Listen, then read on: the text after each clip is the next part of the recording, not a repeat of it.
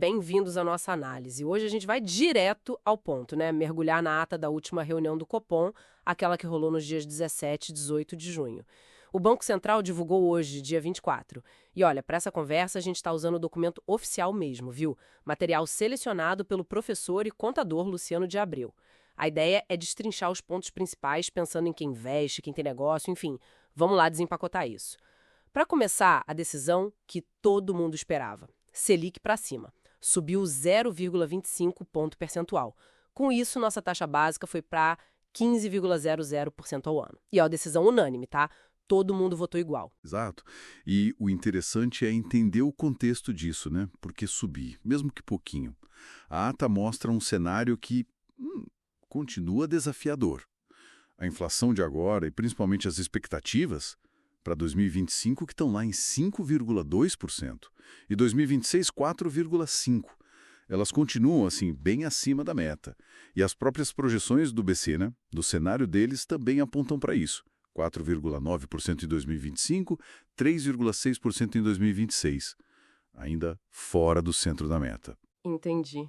E sobre a economia real, o ritmo da atividade, o que o Copom está vendo? Pelo que eu li na ata, parece que a atividade e o emprego ainda mostram algum dinamismo, sim, mas já tem sinais de que o crescimento está perdendo um pouco de força, né? Isso. O mercado de trabalho continua forte, o que é bom. Segura a renda das pessoas. Bom, vem de fora. O cenário externo está descrito como adverso e particularmente incerto. Eles citam política monetária lá nos Estados Unidos, tensões geopolíticas. Ah, sim, o de sempre, né? Mas que não dá para ignorar. De jeito nenhum. Isso afeta as condições financeiras globais, exige mais cuidado aqui. E tem o câmbio, claro, a volatilidade pesa. Eles até usaram um dólar a 5,60 como referência inicial nas projeções, o que já mostra essa pressão. Agora, tem um ponto que me pareceu bem central na discussão deles. Essa questão das expectativas de inflação que não voltam para o lugar, né? As tais desancoradas. A ata menciona um desconforto comum a todos os membros. Parece que isso está pegando mesmo. Está pegando muito.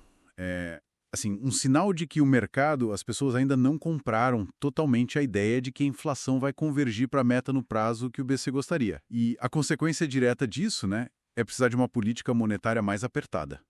Juro alto por mais tempo, para tentar reancorar essas expectativas. Faz sentido. E isso, claro, conecta direto com a outra grande preocupação, o fiscal. A ata bate de novo nessa tecla. A política de juros funciona melhor se o fiscal estiver arrumado, previsível. Eles alertam. Se tiver muita incerteza sobre a dívida, se não tiver reforma, isso pode até aumentar a taxa de juros neutra. Aquela taxa teórica. Exato, aquela que nem acelera nem freia a economia. Se ela sobe, o BC precisa ser ainda mais duro na Selic para conseguir o mesmo resultado. Ou seja, Credibilidade fiscal é chave. fundamental para a política monetária funcionar bem. E olhando para frente, o Copom deu alguma dica do que vem por aí? Sim, deram uma sinalização importante. Depois dessa alta, o comitê falou em interrupção no ciclo de alta. A ideia parece ser, vamos parar um pouco agora, dar um tempo para ver o efeito desses juros altos que já foram aplicados. Porque demora, né? Demora para fazer efeito completo na economia, mas assim, é crucial entender, não é uma promessa de que acabou. Ah, não. Não, a ata deixa bem claro, seguirá vigilante e não hesitará em prosseguir no ciclo de ajuste se precisar. Se a inflação não cair, se as expectativas piorarem, eles podem voltar a subir. A mensagem principal é, o juro vai ficar alto, num nível que freia a economia mesmo. Contracionista, né? Isso, significativamente contracionista, por um período bastante prolongado. Essa é a frase-chave. Tá, então vamos traduzir isso para o dia a dia. Para quem investe, para quem tem empresa, o que fica? A mensagem é clara. Juro alto por um bom tempo. Isso significa crédito mais caro, né? Sem dúvida. Decisões de investimento ficam mais difíceis. Exige mais cuidado com caixa. E soma isso a incerteza externa e a questão fiscal aqui dentro. Isso pode trazer mais volatilidade para os mercados, para o câmbio. Então, a pausa sinalizada alivia um pouco, mas não dá para relaxar. Não mesmo. A porta para novas altas não está fechada. O foco tem que ser total na inflação, na atividade e, na política fiscal. O que vai acontecer ali é crucial. E os riscos que eles mencionaram? E o risco de a economia desacelerar mais forte, se o mundo frear muito ou aqui dentro mesmo, ou se as commodities caírem bastante. Entendido. Então, para resumir a história toda, Selic em 15%, sinal de pausa, mas com o Copom super atento. E as grandes preocupações continuam sendo inflação, expectativas e o fiscal. O BC está cauteloso e vai depender muito dos próximos dados. Exato.